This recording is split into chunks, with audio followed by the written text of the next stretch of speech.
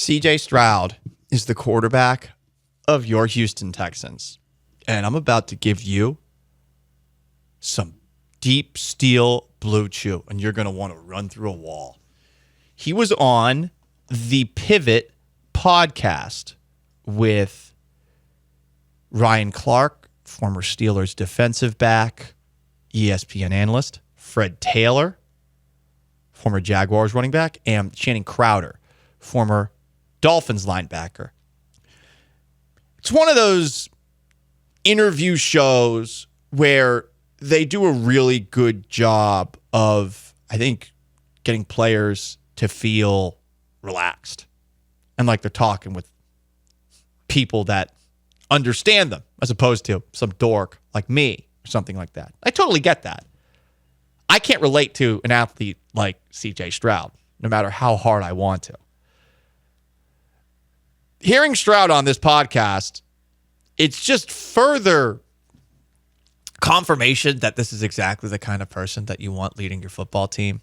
And it is, in some ways,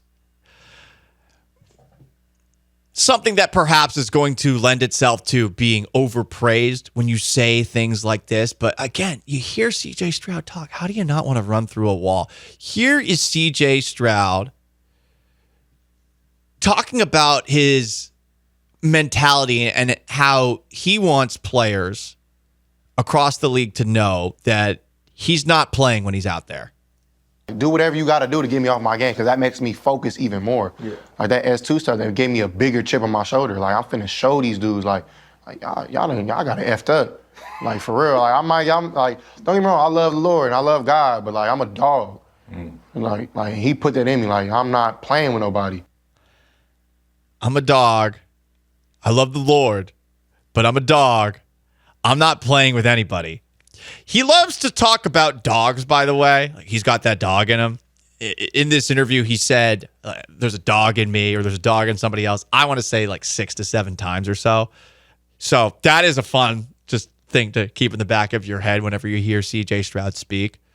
But I do like hearing that because there is an element where you hear C.J. Stroud at the beginning of an interview with somebody, and the first thing he does is thank God.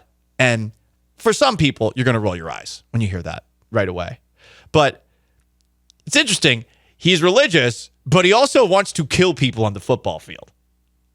It's not one or the other. It's both. And it's funny that it meshes because he is somebody who wants to kill people on the football field. But he also loves everybody and wants everybody to be together. More C.J. Stroud. Sounded like he did a little bit of recruiting of Derrick Henry at the Pro Bowl games. And seems like he also shocked Derrick Henry with that mentality that he just discussed. I think I was telling like Derrick Henry, we were sitting on a bus yesterday, and he didn't really, like a lot of people don't know like I would say like the dog that I have in me until they meet me and like sit down with me. Because he was like, man, I thought you was just a nice dude. He was like, I didn't know you was like this. But I was basically explaining to him like the mindset I have when I step on the field. Like, I want people to like, I wouldn't say I want them to fear me, but I want them to know like I got to be on my A game. I got to be on my because CJ on the field. I like that too. There were a lot of other things Stroud talked about. I know for some people, him talking about prison reform bothers you, but it's closer to him than it is to, I would imagine, the majority of people listening. And if he has a family member who's on the inside who has some thoughts on it, I don't see what's wrong with him sharing thoughts on that. He talked about David Mulugheta, his agent, and how the guy has been very loyal to him. I can understand why when you understand what kind of money C.J. Stroud's going to eventually be bringing in. Thought Deshaun Watson got paid a lot of money after all that. Imagine what C.J. Stroud's eventually going to get from the Houston Texans down the road with this image that he has of a God-fearing man, but also just extremely competitive person. But there's more. I loved hearing C.J. Stroud talking about how, one, I want players to know that CJ's coming, like he's Omar in The Wire. But two, I also like how he went out of his way to do a little Battle Red Radio and hyping up the Houston Texans legends of the past. I want them people to know, like C.J. coming. Like it ain't just this ain't the old Houston Texans. Like nah. Well, we haven't been bad forever. You know, like J.J. Watt comes and talks to us a lot. Like see him a ton. Andre has been an amazing mentor to me. My boy J.J. Jonathan Joseph, great corner in this league. Like we had some dogs. Brian Cushing, you know, like Jadavion. And I just think we need that back, get that swag right back. More dogs. He only slipped one in there where you're like, this actually isn't. Because, you know, J.J. Watt, Hall of Famer. Andre Johnson should be a Hall of Famer, we'll see. Jonathan Joseph, very, very good cornerback One of the toughest for a players very long time. on this team. Yes. Brian Cushing. Good linebacker. He's better than good. When he was before the second ACL injury, he was one of the best linebackers in the NFL. That is true. And then Jadeveon Clowney. You're like, okay, like he was good. I mean, he's had a good career. Not exactly a Texans guy, I would say, but I would say at this point, I view Jadeveon Clowney as less of a like he's not a Texan. He's played for every team in the league now. But he was originally a Houston Texan. Yeah, but you know, bring him back. Come on, bring him back. Again, when you've played for 7 different teams, like one team gets less ownership of you by far. Bring him back. Bring him home. Come on. He's coming home. Coming home. I mean, got that dog in Ryan. his dome. Yeah. Well, listen. I think D'Amico could get him to play hard. Bill O'Brien, a different story. Yeah, I wouldn't want to play hard for Bill O'Brien. He played hard for Mike Vrabel when Vrabel was his position coach.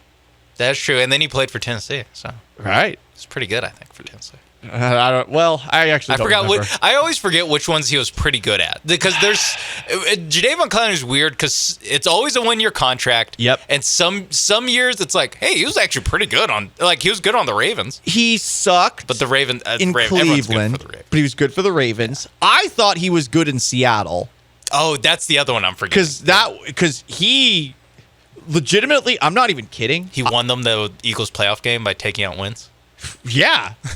But no, Sean, I got hired in Seattle because of Jadeveon Clowney. Because I was doing stuff over at the time, SB Nation Radio, and the trade happened while I was doing the show. And I talked about it from the Texans' perspective. And then somebody who was looking at hiring me said, well, why don't you talk about it from the Seahawks' perspective? So I talked about it from the Seahawks' perspective.